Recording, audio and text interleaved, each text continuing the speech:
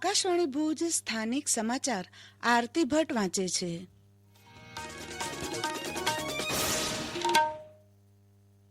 નમસ્કાર. સમાચારના આરંભે કોરોના સામેની રાષ્ટ્રની એકજૂટ લડતમાં આપ પણ જોડાવ અને કોરોનાથી બચાવ તથા સુરક્ષાના 3 સરળ ઉપાય અપનાવો. હંમેશા માસ્ક પહેરો, 2 ગજની દૂરી એટલે કે સામાજિક અંતર જાળવો અને હાથ તથા મોંની સ્વચ્છતા જાળવો. હવે સમાચાર. પ્રધાનમંત્રી નરેન્દ્ર મોદીએ પશ્ચિમ ફ્રેટ કોરિડોરનો 306 કિલોમીટર લંબાઈનો ન્યૂ રેવાડીથી ન્યૂ મદાર સુધીનો વિભાગ આજે રાષ્ટ્રને સમર્પિત કર્યો છે. તેમણે ન્યૂ અટેલીથી ન્યૂ કિશનગઢ સુધીની 1.5 કિલોમીટર લંબાઈ ધરાવતી કન્ટેનર ટ્રેનને વિડીયો કોન્ફરન્સિંગના માધ્યમથી લીલી ઝંડી આપી પ્રસ્થાન કરાવ્યું હતું. આ પ્રસંગે પ્રધાનમંત્રીએ જણાવ્યું હતું કે ચીજવસ્તુઓની હેરફેર માટે 6 વર્ષની સઘન મહેનત બાદ તૈયાર કરાયેલો અલાયદો કોરિડોર ભારત માટે મોટું પરિવર્તન લાવનારો નીવડશે. આ નવા કોરિડોર પર ટ્રેનોની અવરજવરને કારણે રાજસ્થાન અને હરિયાણાના વિવિધ ઔદ્યોગિક એકમોને ફાયદો થશે. આ કોરિડોરથી ગુજરાતમાં કંડલા, પીપાવાવ, મુન્દ્રા અને દહેજ બંદરોથી માલ પરિવહન પણ સરળ બનશે.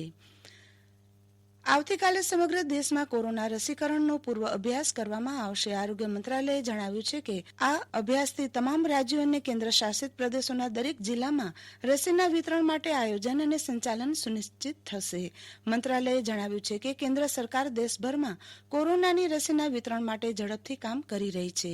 અત્રે ઉલ્લેખનીય છે કે તાજેતરમાં ભારતના ડ્રગ્સ કંટ્રોલર જનરલે ઇમરજન્સી 2 કોવિડ રસીનો ઉપયોગ કરવાની મંજૂરી આપી છે.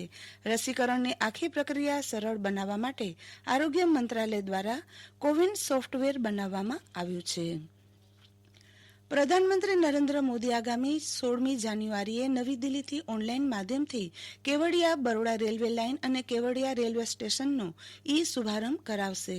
તેમજ 18 જાન્યુઆરીએ પ્રધાનમંત્રી અમદાવાદ મેટ્રો ફેઝ 2નું ખાતમુહૂર્ત કરાવશે. આ મેટ્રો અમદાવાદ ગાંધીનગર ગિફ્ટ સિટીને જોડશે.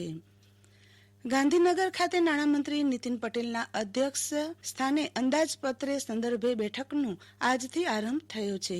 આજથી 3 દિવસ માટે આગામી વર્ષના અંદાજપત્રની તૈયારી માટે નાણાં મંત્રાલય અને અન્ય વિભાગો સાથેની બેઠકમાં અંદાજપત્રની રૂપરેખા તૈયાર કરવામાં આવશે.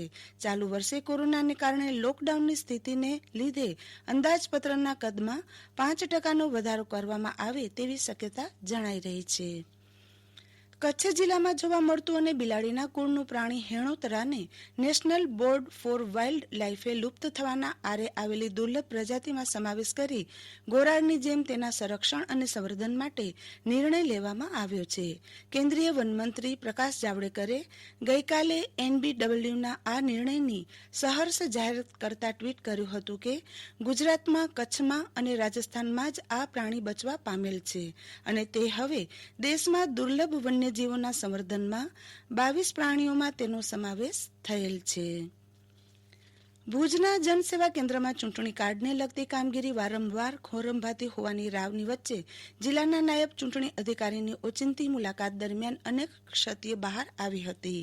જેમાં કોમ્પ્યુટરમાં વેબસાઇટ બંધ, પ્રિન્ટર, ઇન્ટરનેટ વગેરે બંધ રહેતા લોકોને એક કામ માટે 4 થી 5 ધક્કા થતા હોવાની વાત જણાઈ હોતા આ ક્ષતિઓને તાત્કાલિક નિવારવામાં આવશે. વધુ વિગત મુજબ આગામી 14મી જાન્યુઆરી સુધીમાં અબડાસા, લખપત અને મુન્દ્રા તાલુકામાં જનસેવા કેન્દ્ર શરૂ કરવામાં આવશે. હાલ જિલ્લાના 7 તાલુકા મથકોએ ચૂંટણી કાર્ડને લગતી કામગીરી થઈ રહી છે. સરકારી ઔદ્યોગિક તાલીમ સંસ્થા ગાંધીધામ ખાતે એડમિશન માટે ફોર્મ ભરવાની તારીખ 12મી જાન્યુઆરી સુધી લંબાયેલ છે.